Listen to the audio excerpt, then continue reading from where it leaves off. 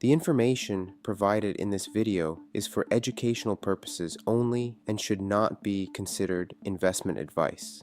Structured products involve risks and may not be suitable for all investors. The examples presented are simplified for educational illustration and do not represent specific investment recommendations. Viewers should consult with a qualified financial advisor before making any investment decisions. Hello everyone, and welcome to Voyager Wealth Institute. My name is Ahmed Yassin, and in this series we explore structured products using simple frameworks and practical explanations. This content is intended primarily for relationship managers and professionals in wealth management who want a clearer understanding of how these products are typically structured. In today's video, we will discuss capital protected notes, one of the commonly used structured products in private banking.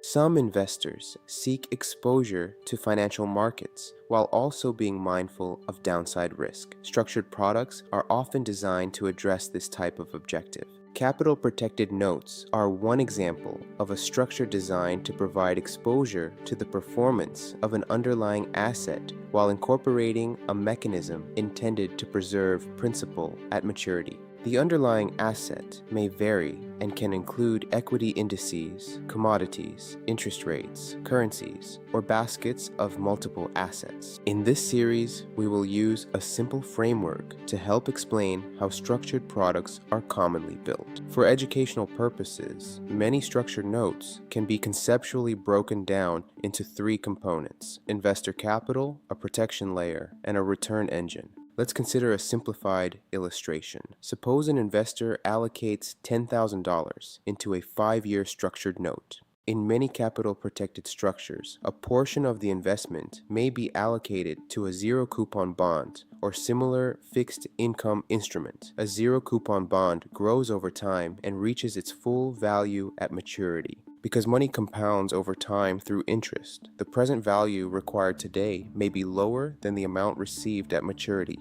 For example, assuming a 4% annual interest rate, approximately $8,200 might be allocated to purchase a bond that is structured to reach $10,000 at maturity. This portion of the investment forms the protection layer of the structured product and is structured to return the investor's principal at maturity, subject to the credit risk of the issuer. The remaining portion of the investment may then be used to purchase derivative instruments, often in the form of options linked to an underlying asset, such as an equity index or commodity. In this simplified illustration, approximately $1,800 could be used to purchase options. These options represent the return engine of the structured product. If the underlying asset performs positively, the option component may contribute additional return, subject to the specific terms and conditions of the note. It is also important to note that structured products can be designed to express different market views. Some structures are designed for bullish participation, while others focus on income.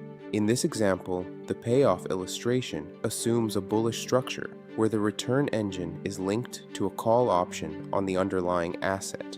To better understand the mechanics of a capital protected note, it can be helpful to look at a simplified payoff illustration. On the horizontal axis, we measure performance, and on the vertical axis, the payoff. If the underlying asset performs negatively, the option component may expire without value. In that scenario, the bond component is structured to return the investor's principal. If the underlying asset performs positively, the call option component may contribute additional return, providing participation in the market's upside.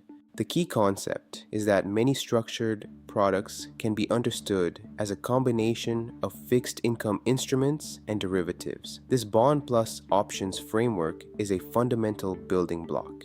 In the next video, we will examine optionality in structured products and explain how options are used to create different payoff profiles. See you then.